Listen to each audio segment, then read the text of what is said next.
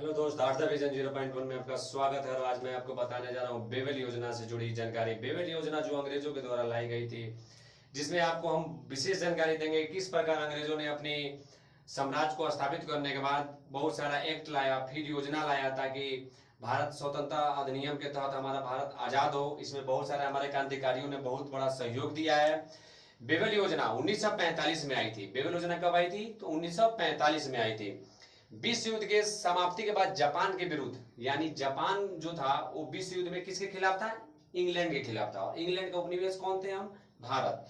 तो भारत से चाहता था इंग्लैंड की जापान के विरुद्ध भारतीय समर्थन हमें मिले, यानी जापान के विरुद्ध कुछ भारतीय समर्थन हमें मिलेगा तो हम जापान को पराजित कर सकते हैं। चाहे जापान में अगर कोई मामला उठता भी है तो भारतीय समर्थन के साथ हम क्या कर सकते हैं, हम जापान से लड़ सकते हैं।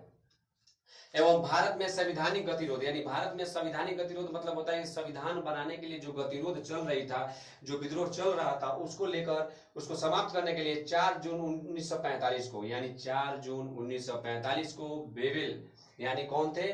तत्कालीन वायसराय थे लॉर्ड बेवेल। कौन थे तत्कालीन वायसराय? लॉर्ड बेवेल, जो 4 जून 1945 को इसकी योजना लाया। किसके लिए लाया? तो जापान के विरुद्ध भारतीय समर्थन के लिए, साथ ही भारत में संवैधानिक गतिरोध को रोकने के लिए।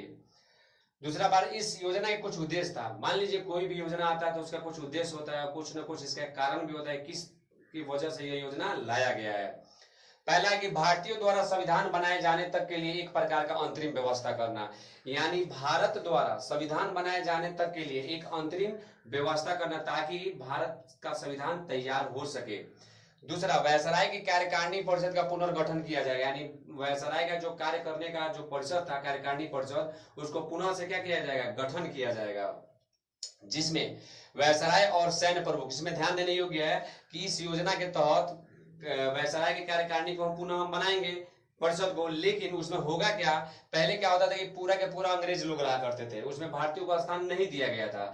लेकिन इस योजना में यह कहा गया कि वायसराय और सैन्य प्रमुख को छोड़कर बाकी सारे सदस्य कौन होंगे? भारतीय, ताकि इससे भारतीय जनता हमारी बातों से प्रभावित और इस सम्मेलन में इस योजना को मान ले। उनका प्रावधान यह था कि हम इस योजना को अगर ला रहे हैं तो इसमें क्या होगा? सिर्फ वायसराय और सैन्य प्रमुख होंगे। कौन? वो होंगे अंग्रेज। बाकी सारे के सारे कौन होंगे? भारतीय होंगे। परिषद में हिंदुओं और मुस्लिमों दोनों को समान प्रतिनिधित्व दिया जाएगा, यानी पिछले कुछ योजना में ऐसा हुआ था कि किसी एक पक्ष को ज्यादा मिलता था तो एक पक्ष को नहीं मिलता था। इन्होंने इस योजना में क्या किया? कहा कि आप हिंदुओं को भी और मुस्लिमों को भी, दोनों को क्या देंगे? समान प्रतिनिधित्व देंगे, यानी प्रतिनिधित्व मिलेगा। कार्यकारिणी परिषद अंतरिम राष्ट्रीय सरकार के समान होगी, यानी अंतरिम सरकार के समान क्या होगा? कार्यकारिणी परिषद होगा। दोनों में कोई अंतर नहीं होगा। और बी वजह वीटो का पावर नहीं किया जाएगा, यानी वीटो यानी होता है कि आप अपनी शक्ति का प्रयोग करके किसी बातों को रोक देना, किसी अधिकारों को रोक देने को ही कहा जाता है वीटो पावर। इसका इस्तेमाल आप बे वजह नहीं करेंगे जब तक कोई पुख्ता चाहे मजबूत कारण नहीं मिलता है। तो भारत छोड़ो आंदोलन में जितने लोग गिरफ्तार हुए थे, भारत छोड़ो आंदोलन में जितने भी लीडर गिरफ्तार हुए थे, सारे को क्या कर दिया जाएगा? छोड़ दिया जाएगा। यह योजना को कांग्रेस एवं मुस्लिम लीग दोनों ने अस्वीकार कर दिया, यानी इस योजना को दोनों ने नहीं माना। अब कारण क्या था नहीं मानने का?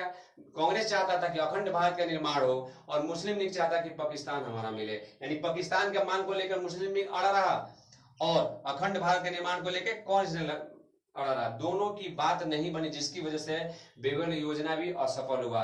यानी आपने यह जाना कि बेबल योजना क्या है?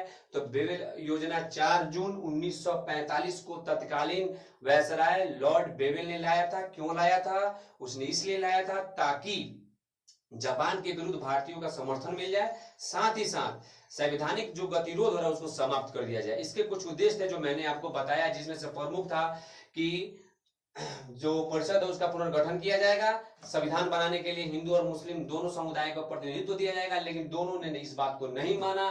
क्यों नहीं माना? इसका वजह था मुस्लिम लीग पाकिस्तान की मांग करना चाहता था और कांग्रेस अखंड भारत का, इसलिए अभी भी योजना विफल हो